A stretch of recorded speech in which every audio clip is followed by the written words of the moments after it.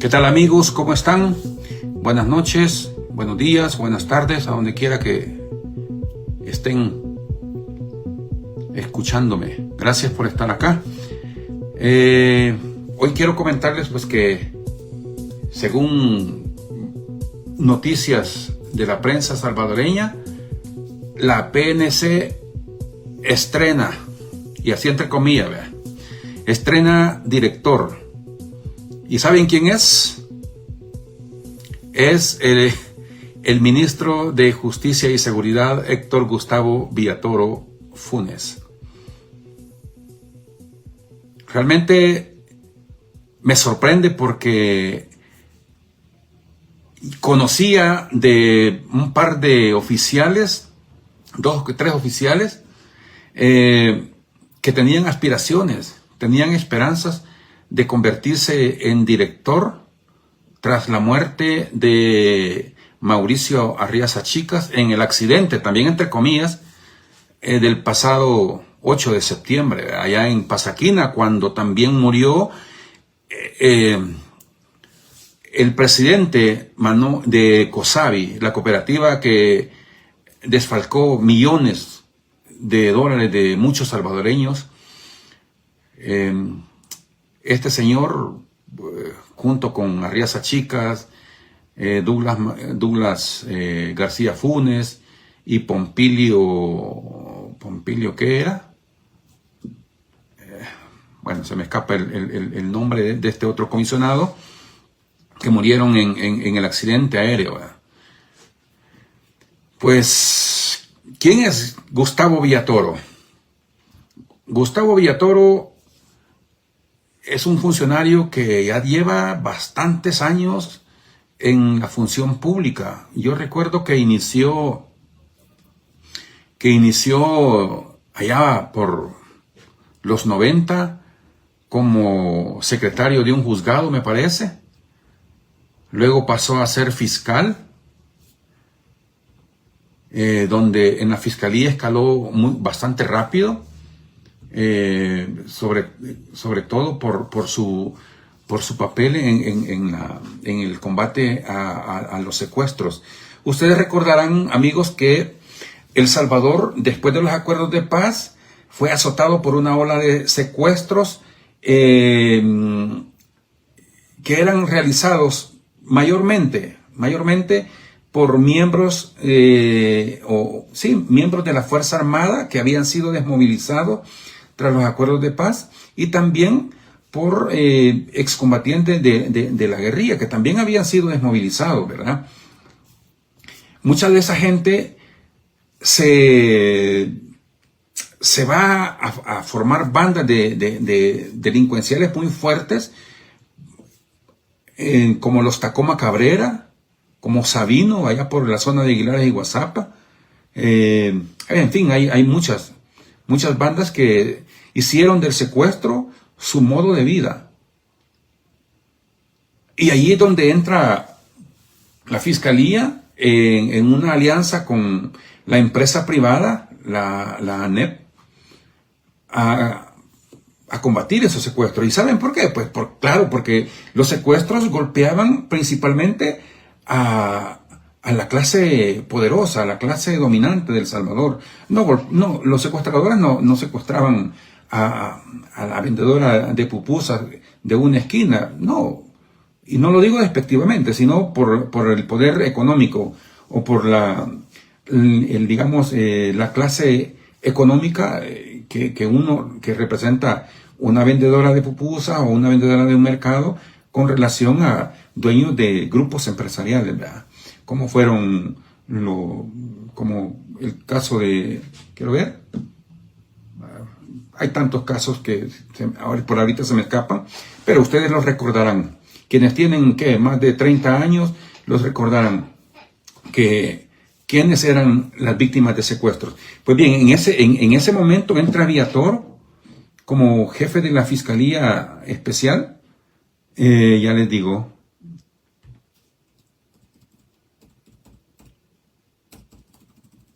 Y como jefe de la Unidad contra Crimen Organizado entre 1998 y el 2004.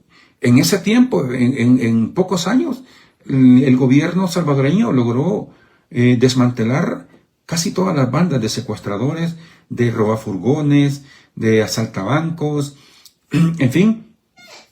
Allí es donde aparece o empieza a sonar fuerte el nombre de Gustavo Villatoro, que ya en el 2004, sí, en el 2004, cuando el convicto delincuente Elías Antonio Saca pasa a la presidencia, él es nombrado como director general de aduanas, ¿verdad? Allí pues tuvo un papel en los que yo entiendo que hubo un par de casos allí muy contradictorios, muy complejos. Luego creo que cuando ya el frente llega al poder, como que deja por un tiempo en la función pública, a la que vuelve a llegar con el gobierno ¿de quién? Pues de Nayib Bukele. Vean bien, Villatoro, funcionario público desde los tiempos de Arena, parece que, no recuerdo exactamente si en el frente no obtuvo ningún cargo, ninguna función, no desempeñó ninguna función, pero ya en el 2020 es nombrado superintendente del sistema financiero. En ese cargo estuvo del 2020 al 2021. Cuando él es superintendente financiero, la cooperativa Santa Victoria COSAVI inicia la transición de cooperativa a banco cooperativo. Ahí es donde inicia eso, esa transición. Y no solo esa, hubo varias cooperativas que misteriosamente todavía no se han convertido en banco, a pesar de que ya llevan más de 3 años, que es el tiempo que la ley les da para que hagan esa transición. Pero bien, ese es solo un dato sin importancia, tal vez, de que él fue el superintendente cuando COSAVI comenzó la transición para convertirse en banco. Luego de la superintendencia del sistema financiero, Bukele lo nombra como ministro de Seguridad. Esto es a partir de marzo del 2021. O sea, estamos hablando que ya lleva 4 años en ese cargo. En ese cargo, todos sabemos que hasta marzo del 2022, la seguridad de El Salvador no había cambiado absolutamente nada. Si acaso había una reducción de homicidios, pero ya sabemos que era por el pacto que tenía el gobierno actual con las pandillas. Ya la seguridad o el territorio es recuperado con la entrada en vigencia del régimen de excepción, a raíz de aquel episodio nefasto para El Salvador, donde en 3 días matan a 87, 88 personas, la MS, ¿no? Mayormente. Y ante la incapacidad de la PNC y ante la incapacidad de la Fuerza Armada, como colaboradora en tareas de seguridad pública de la Policía Nacional Civil, es que se sacan el régimen de excepción con el que ya llevamos 40 y tanto tiempo ya de estar sometidos a ese régimen. Y aún así, pues, vemos que todavía hay pandilleros, todavía hay asesinatos. Y qué bien, porque la territorialización que las pandillas hicieron con la primera tregua del corrupto Funes, Mauricio Funes, se les quitó. Y la gente ahora, hay que admitirlo, la gente ahora vive con más tranquilidad que antes de marzo. Sin embargo, hay que señalar, y por esto me he ganado yo el mote o la etiqueta de enemigo del gobierno, por señalar múltiples violaciones de derechos humanos, violaciones sexuales cometidas por militares, abusos de autoridad cometidos por agentes de la policía. De no ser por el régimen de excepción a que han sometido a los salvadoreños, pues allí estuviéramos. Sin embargo, les digo, la paz que ahora gozan la mayoría de salvadoreños está o descansa sobre los hombros de muchas familias salvadoreñas que tienen encarcelados injustamente a sus familiares o que han muerto en las prisiones sin deber nada absolutamente. Simplemente encarceladas por un capricho, encarceladas por una llamada telefónica, encarceladas por una negligencia o ineficacia de la PNC en investigar. ¿Por qué? Gentes, Bukele pudo haber hecho mucho mejor o desarrollado mucho mejor esa estrategia de encarcelar a pandilleros, que se le aplaude. Por lo menos en lo personal, yo no creo que haya un salvadoreño que lamente, excepto los familiares y aquellas personas que comían de las actividades delincuenciales de esos grupos, excepto esas personas, no creo que haya un salvadoreño honesto que lamente que un pandillero esté encarcelado, como suelen decir algunos troles, algunas cuentas afines al gobierno, para callar voces críticas, ¿no? Pero bien, ya tenemos nuevo director y aquel par de comisionados, pues tendrán que tragar hueso, pues porque no les van a dar el hueso a ellos, ¿no? Eso era lo que ellos esperaban. Tenían las esperanzas de ser directores, a pesar de estar jubilados ya, o por lo menos haber alcanzado la edad de que deberían de estar retirados en sus casas, según la misma ley de la PNC, y que es inquebrantable, y que es para la gente del nivel básico de obligatorio cumplimiento, pues por fin ley, ¿no?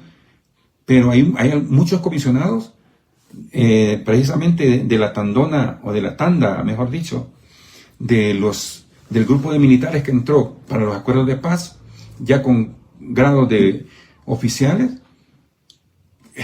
Algunos no se quieren retirar, ahí están como asesores, ahí están, como decimos, y perdón la expresión, a la hueva, impidiendo el ascenso o el desarrollo de otras promociones que por derecho les corresponde escalar. Pero ahí están. Pasa tal cual en la Fuerza Armada. En la Fuerza Armada hay 2, 3 promociones afines al ministro, que son los que ostentan, digamos, el mando dentro de la Fuerza Armada, y son quienes tienen sometidos a la mayoría de oficiales, entre los que hay mucho descontento, pero que tienen que tragárselo por necesidad de no perder su empleo, porque tienen deudas, porque tienen hijos que están estudiando, porque tienen la casa que la están pagando, en fin. Claro, eso no es excusa, pues. Cuando el interés económico no es nada o no significa mucho, cuando hay convicciones muy bien cimentadas, ¿verdad? Pero eso es lo que está pasando en la PNC. O ya tenemos director, o ya tienen director, mejor dicho, ¿verdad? Ya están estrenando director, a ver hasta cuándo nombran uno. Me sorprende, como les repito, me sorprende porque yo considero que eso es una bofetada a muchos oficiales que sí tienen preparación académica suficiente como para poder desempeñar un cargo.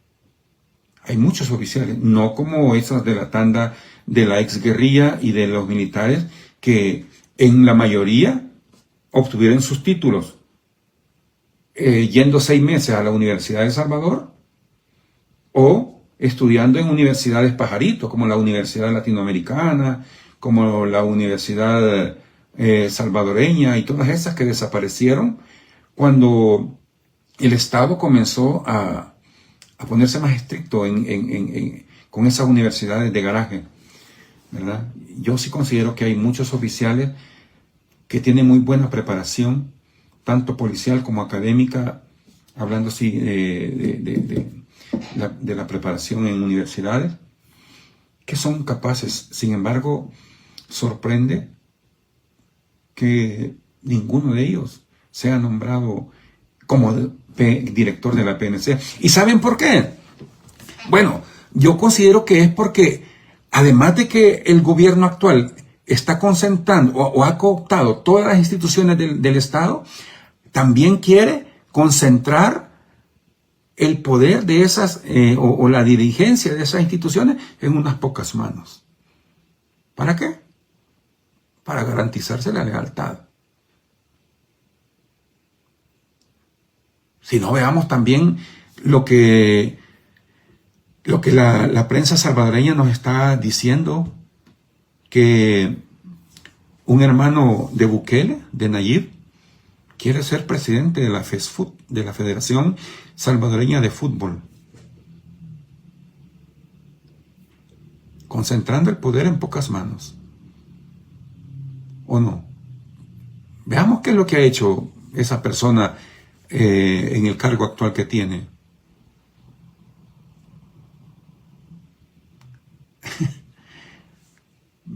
Allí me acuerdo yo que hace unos meses o años, un par de años quizás, o un año, publiqué que había contratado a un artista.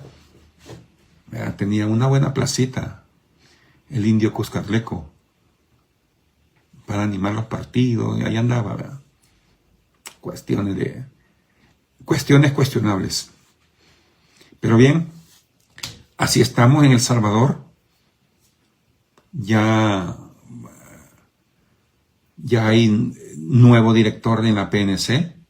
Este nuevo director, recuerdo, y yo siempre se lo he recriminado en buenos términos, la deuda que tiene con el asesinato de una menor, de una niña, allá en el departamento de Cabañas. Me refiero a Catherine Hernández. Esta niña fue asesinada a pocas horas antes, creo, de que él fuera nombrado como director, como ministro de Seguridad. Y yo le di cobertura a ese caso, pues. Yo he sido uno de los periodistas, modestia aparte, ¿verdad? Perdón por hablar de mí, pero he sido uno de los periodistas que he denunciado atrocidades que cometieron los pandilleros. Así como he denunciado también a policías en grupos de exterminio, que de exterminio nada más era la fachada para robar y matar gente de bien. El asesinato de Andrea, por ese caso yo escribí una nota. Justamente el 4 de abril de 2021 escribí la nota que titulé "Aún sin capturar a quien asesinó a Catherine Andrea en Tejutepeque, Cabañas". Y le recriminaba eso, pues. Solo horas después de que Gustavo Villatoro fuera nombrado ministro de Seguridad, el cadáver de una adolescente era encontrado en una zona rural del municipio de Tejutepeque, departamento de Cabañas. Ella era Catherine Andrea Hernández. ¿Cuántos años tenía? 15 años. Era una jovencita que le gustaba practicar el fútbol. Recuerdo que yo fui a entrevistar a su padre, una persona muy humilde del municipio de Hilo Vasco. Pocas horas después de su nombramiento, Villatoro publicó el siguiente tuit: "Nos lo instruyó nuestro presidente Nayib Bukele". Recuerden que ellos siempre han usado esa muletilla, nuestro presidente, un excelentísimo, todo eso, ¿no? El tuit decía: nos lo instruyó nuestro presidente Nayib Bukele que todo nuestro personal y recursos enfocados para resolver crímenes de sangre contra menores y contra mujeres, a revertir las tasas de impunidad.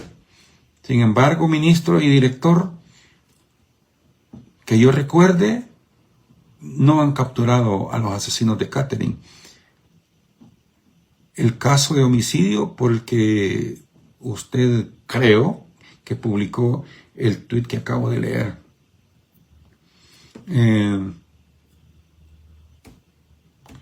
Así es, ese territorio era el territorio donde apareció asesinada Catherine. Es un territorio de la MS, el caserío Cantón Trilladera, no, caserío Trilladera, Cantón Concepción.